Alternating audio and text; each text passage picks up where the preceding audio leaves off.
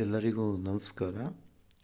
ಈ ದಿನ ನಾವು LBA ಲಾಗಿನ್ನಲ್ಲಿ ಲೆಸನ್ ಪ್ಲ್ಯಾನ್ ಅಥವಾ ಪಾಠ ಯೋಜನೆಯನ್ನು ಯಾವ ರೀತಿಯಾಗಿ ಅಪ್ಲೋಡ್ ಮಾಡಬೇಕು ಎಂಬುದನ್ನು ನಾವು ತಿಳಿದುಕೊಳ್ಳೋಣ. ಮೊದಲಿಗೆ ನಿಮ್ಮ ಮೊಬೈಲ್ನ ಯಾವುದೇ ಬ್ರೌಸರ್ಗೆ ಹೋಗಿ LBA ಲಾಗಿನ್ ಅನ್ನುವಂಥದ್ದನ್ನ ಟೈಪ್ ಮಾಡಿ.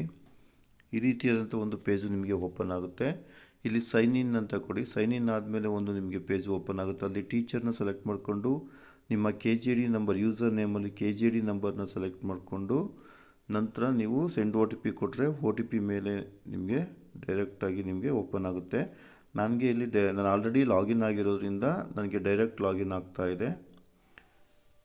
ನಂತರ ನೀವು ಲೆಸನ್ ಪ್ಲ್ಯಾನ್ ಮೇಲೆ ಆಪ್ಷನ್ನ ಕ್ಲಿಕ್ ಮಾಡಿಕೊಂಡು ಈ ರೀತಿಯಾದಂಥ ಒಂದು ಪೇಜ್ ಬರುತ್ತೆ. ಅಲ್ಲಿ ಬಲಭಾಗದ ಮೇಲೆ ಕ್ಲಿಕ್ ಮಾಡಿ. ಈ ರೀತಿಯಾದಂಥ ಒಂದು ನಿಮಗೆ ಪೇಜು ಓಪನ್ ಆಗುತ್ತೆ.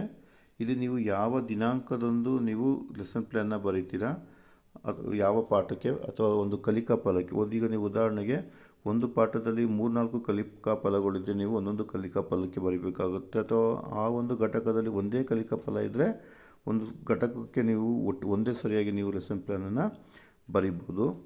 ಈಗ ನಾನು ಯಾವುದೋ ಒಂದು ಡೇಟಿಂದ ನಾನು ಬರೆಯೋದಕ್ಕೆ ಶುರು ಮಾಡ್ತೀನಿ ಅಂದರೆ ನಾನೀಗ 21ನೇ ತಾರೀಕಿಂದ ಬರೆಯೋಕ್ಕೆ ಶುರು ಮಾಡ್ತೀನಿ ಅಂದರೆ ಈ ರೀತಿಯಾದಂಥ ಒಂದು ಡೇಟು ಶುರುವಾಗುತ್ತೆ. ನಿಮಗೆ ಇಲ್ಲಿ ಆ ಕ್ಯಾಲೆಂಡರ್ ಮೇಲೆ ಯಾವುದಾದ್ರೂ ಒಂದು ಡೇಟ್ ಮೇಲೆ ಕ್ಲಿಕ್ ಮಾಡಿ. ಆ ನಂತರ ನೀವು ಇಲ್ಲಿ ಸೆಟ್ನ ಮಾಡ್ಕೋಬೋದು. ನೆಕ್ಸ್ಟು ಈಗ ಇಲ್ಲಿ 21/11 ಪ್ರಮ್ ಡೇಟ್ ಇದೆ ಅಂದರೆ ನಾನು ಈ ಒಂದು ಕಲಿಕಾ ಫಲವನ್ನು ಬೋಧನೆ ಮಾಡೋದಕ್ಕೆ ನಾನು ಯಾವ ದಿನಾಂಕದಿಂದ ಪ್ರಾರಂಭ ಮಾಡ್ತೀನಿ ಅನ್ನುವಂಥದ್ದನ್ನ ನೀವು ಇಲ್ಲಿ ಸೆಟ್ ಮಾಡ್ಕೋಬೇಕಾಗುತ್ತೆ. ಈಗ ನಾನು ನವಂಬರ್ 26ನೇ ತಾರೀಕಿಂದ ಪ್ರಾರಂಭ ಮಾಡ್ತಾಯಿದ್ದೀನಿ ಈ ಒಂದು ಕಲಿಕಾ ಫಲ ಅಂದರೆ ನೀವು 26 ನವಂಬರ್ನ ಸೆಲೆಕ್ಟ್ ಮಾಡ್ಕೊಳ್ಳಿ, ಸೆಟ್ ಅಂತ ಕೊಡಿ.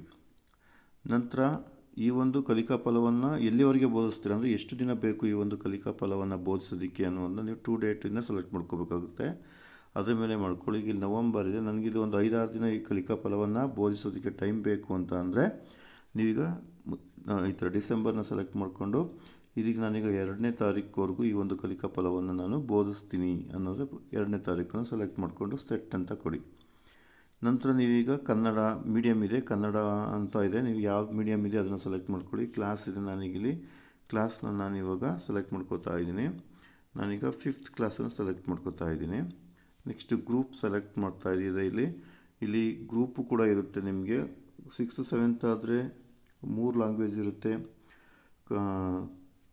LPS ಆದರೆ ಇಲ್ಲಿ 2 ಗ್ರೂಪ್ ಇರುತ್ತೆ, ಕನ್ನಡ ಮತ್ತು ಇಂಗ್ಲೀಷು. ನಾನೀಗ ಕನ್ನಡ ಇಂಗ್ಲೀಷ್ ಸೆಲೆಕ್ಟ್ ಮಾಡ್ಕೋತಾ ಇದ್ದೀನಿ. ಸಬ್ಜೆಕ್ಟ್ ಸೆಲೆಕ್ಟ್ ಮಾಡ್ಕೋತಾ ಇದ್ದೀನಿ. ಸಬ್ಜೆಕ್ಟ್ ಮ್ಯಾಥಮೆಟಿಕ್ಸ್ ಸೆಲೆಕ್ಟ್ ಮಾಡ್ಕೋತಾ ಇದ್ದೀನಿ.